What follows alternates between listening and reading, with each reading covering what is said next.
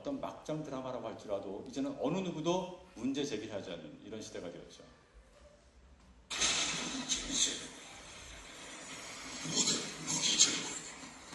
무기 제거하지 않는 어떤 문화 행사도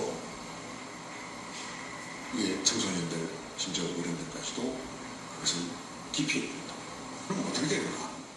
생각이 없는 사회가 됩니다. 생각할 줄 모르고 생각이 없는 사회.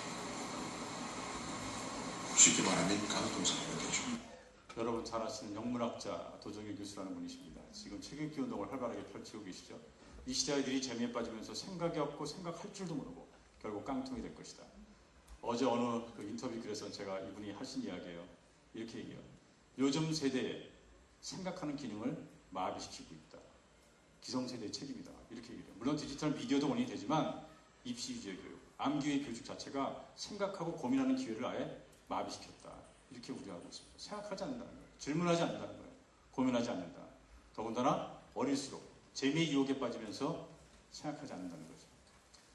미국의 문화비평가 닐 포스만이라는 분이 얼마 전에 돌아가십니다. 그분이 쓴 책 가운데 죽도록 즐기기로 번역된 책이 하나 있는데요. 그분은 이 책에서 이런 얘기를 합니다. 이 시대를 두고 오락을 즐기다가 죽음을 맞이할 것이다. 이제는 재미라고 하는 코드가 정치 현장, 교회 현장, 교육 현장을 지배할 것이다. 재미있지 않으면 관심을 못 끈다는 거예요. 이런 재미를 가장 많이 담고 있는 게 미디어입니다. 오늘 저녁, 물론 다 집에 가시겠습니다마저도 주말 저녁이 되면, 주일 저녁이 되면 종종 집집마다 이런 일이 벌어진대요. 외식하러 나갈 것인가? 아니면 1박 2일을 볼 것인가? 외식하러 나갈 것인가? 피자 먹으러 갈 것인가? 나가서 볼 것인가? 고민한다는 거죠. 물론 의미도 있지만 그만큼 재미가 그 미디어를 찾아보고 미디어의 중심이 되고 있죠. 이제는 미디어 늪이라고 표현하는 분들이 있습니다. 미디어 숲도 아닙니다. 늪은 한번 빠지면 헤어날 수가 없는, 호적될수록 더 깊이 빠져들 수밖에 없는 이런 재미가 지배하는 미디어죠. 얼마 전 미국의 한 여성 학자는 이런 얘기를 합니다. 미국 사회가 지식과 지성이 위협받는 시대가 되었다. 이렇게 경고하고 있습니다. 이 학자가 이야기하는 지성이라고 하는 것은 책 읽기와 대화, 토론 이런 관계 위에 만들어지는 것인데요. 이게 멈춰 있다는 거예요. 그 주된 이유를 우리 아이들이 가장 좋아하는 텔레비전, 인터넷, 게임기, 휴대폰과 같은 이런 디지털 미디어가 생각할 기회를 주지 않기 때문이다. 이렇게 분석을 하고 있습니다. 지식이라고 하는 것은 어떤 사안에 대해서 우리가 비판하고 성찰하고 토론할 때 만들어지는 것인데 여기는 관심이 없다는 거예요. 그보다 훨씬 더 재미로 유혹하는 것들이 많기 때문이다. 이렇게 지적하고 있죠. 미국 링컨 대학에서요. 5만 명의 대학생에게 이런 질문을 합니다. 대학생 5만 명입니다. 텔레비전과 아버지 가운데 어느 한쪽을 꼭 선택해야 한다면 어느 쪽을 선택하겠느냐 이런 질문을 했어요. 대학생 5만 명이 68%가 아버지 대신 TV를 선택해서 큰 충격을 줍니다. 이 대학생들은 분명 이런 시절이 있었을 것입니다. 제대로 걷지도 못할 때 아버지 팔에 의지해서 걸어야 했을 것이에요. 때로는 아버지 품에 안겨서 그 심장 소리를 들으며 행복감을 느꼈던 그런 순간들이 분명히 있었을 것입니다. 하지만 어느 순간부터인지 아버지는 기억 저편의 존재가 되어버린 거예요. 지난해였습니까? 한 TV 오락 프로에서 주말 프로그램이죠. 초등학교 2학년 학생의 일기가 공개가 됩니다. 그 일기장에 이렇게 쓰여 있었습니다. 우리 집에 냉장고도 있다. 냉장고 안에 맛있는 간식과 아이스크림도 있다.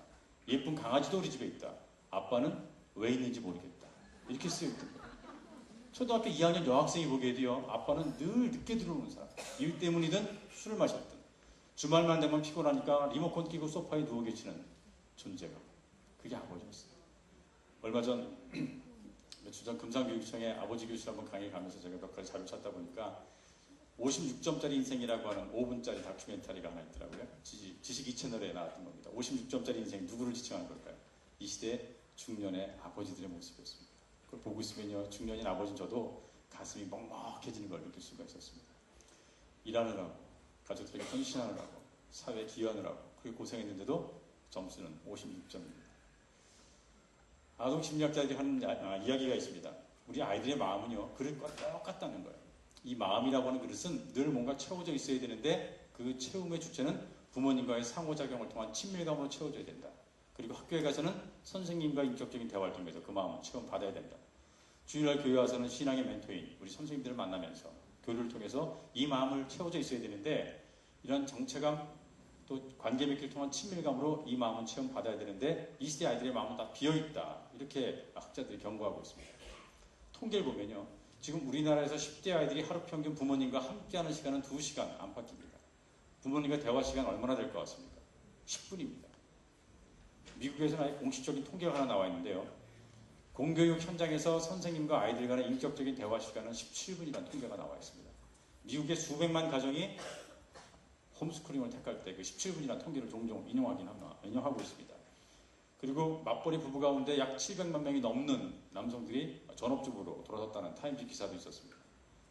그들이 그런 모험적인 선택을 하는 주된 이유 중에 하나가 좀 더 늦기 전에 좀 더 미리 이 아이들과 함께하는 시간을 담보하기 위함이다. 이런 이야기들을 하고 있습니다.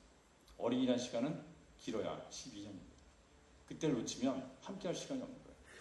애들이 놀아달라고 할 때 부모님들이 이런 얘기 하세요. 그래 놀아줄게. 언제? 너 대학만 가. 실컷 놀아줄게. 가능할까요? 우리 아이들이 20세에 근접하면 정서적으로 다 부모를 떠나게 되어 있습니다. 불가능한 얘기죠. 10분, 17분 대화에서는 이 아이들의 마음을 채울 수가 없다는 거예요. 그런데 아이들은 늘 채워져 있어야만 한다는 겁니다. 그러면 부모님이 선생님과 함께하면서 체험받지 못하는 빈 공간을 아이들은 이런 미디어로 채우고 있다는 거예요. TV와 더불어 인터넷을 하면서 게임을 하면서. 그래서 혹자는 이런 얘기를 해요.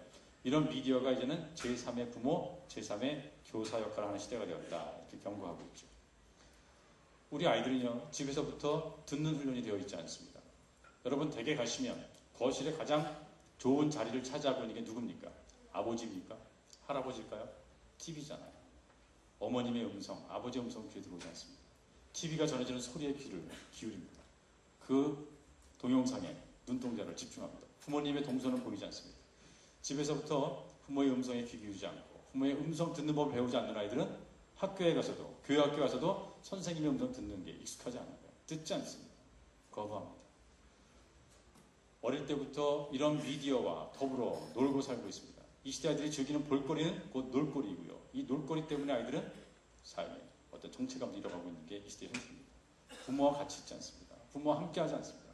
더 많은 시간을 미디어와 더불어 살고 있죠. 최근 1040 운동하는 분들이 계신데요.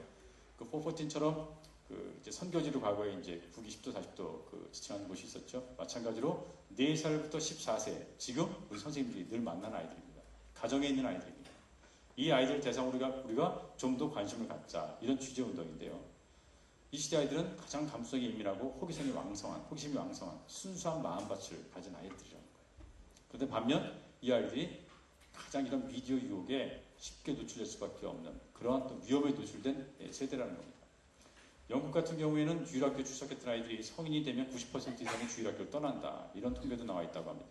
세상에 아이들이 빼앗기면 그 아이들은 교회로 돌아오지 않는다는 거죠. 지금 이 시대 아이들이 이런 미디어의 재미의 유혹에 마음을 빼앗긴다면 그 아이들은 부모를 바라보지 않습니다.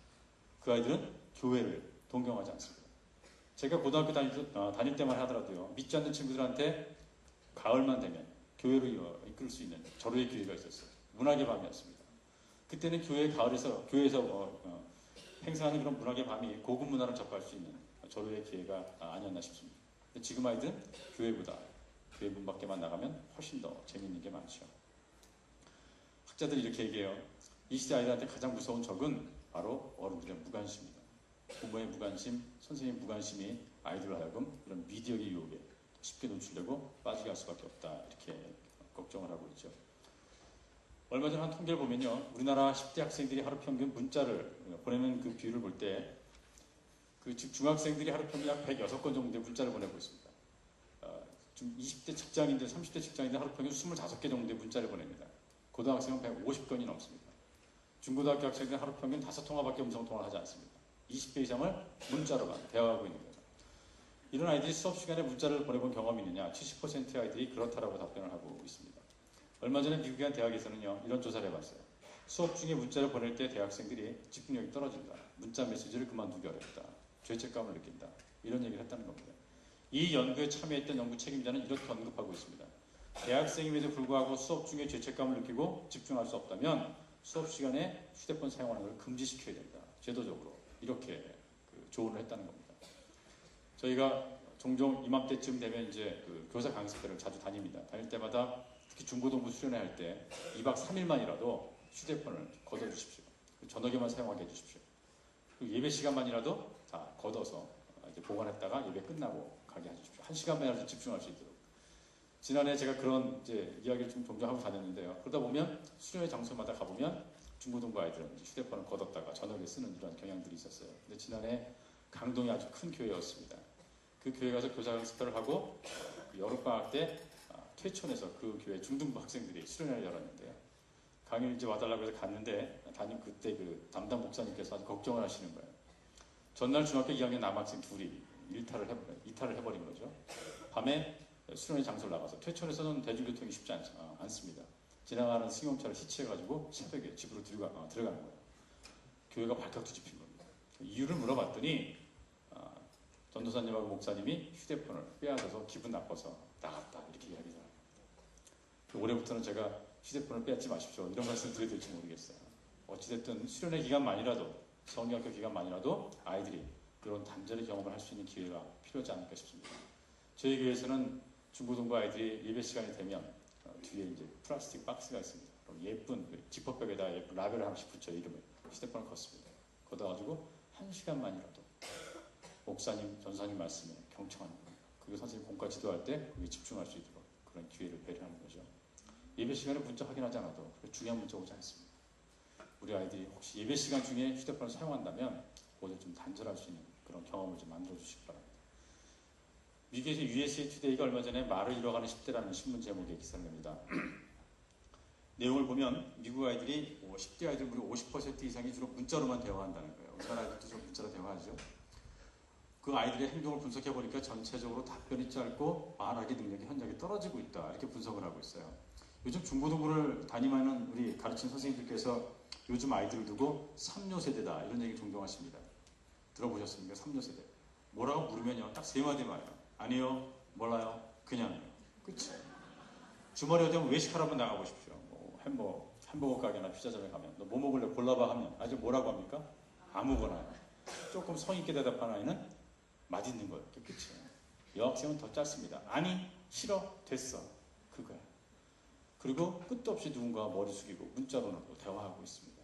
우리 아이들도 답변이 짧아지고 있죠. 1, 2년 전만 하더라도 컴퓨터로, 노트북으로 즐겨 했던 그런 내용들을 이제는 휴대폰으로 즐길 수 있는 스마트폰 시대가 되었다. 이렇게 이야기합니다.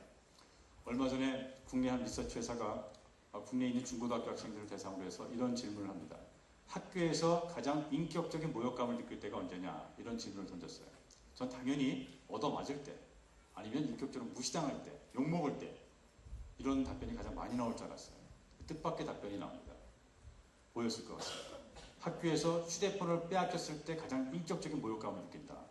이런 대답이 나옵니다. 왜 그럴까요? 지금 10대 아이들 손에 놓여져 있는 휴대폰은 그냥 통화수단이 아닙니다.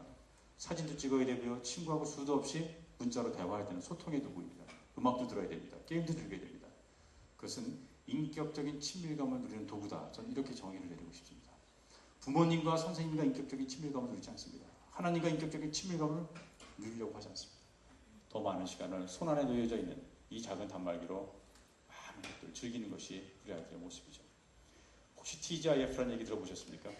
많이 들어보셨죠? 국내 IT 용어라고 하기도 하고 국내에서 만드는 신조어기도 합니다. 개인이든 기업이든 이 TGIF에 편승하지 않으면 도태될 것이다. 어느 컬럼니스트가 그런 얘기를 하고 있습니다. 제가 아내한테 물어봤어요. 여보, TGIF가 뭘 것 같아? 했더니 대뜸하는 얘기가 TGI 프라이데이 이렇게 얘기를 하더라고요. 맞긴 맞는 것 같죠? T는 뭐의 약자일 것 같습니까? 선생님들 아셔야 돼요. 트위터 아시죠? 네, 단문 메시지 하는 겁니다. G는 구글의 약자입니다. 네이버와 다음과 같은 검색 사이트이긴 하지만 이 구글에서 제공하는 다양한 응용 프로그램을 사용할 줄 아느냐 이런 뜻인 것 같아요. I는 스마트폰의 대명사 아이폰입니다. F는 페이스북입니다. 지금 국내 가입자 벌써 500만 명 넘어서 있죠. 인맥 관리하는 그런 내용들, 그런 프로그램이죠.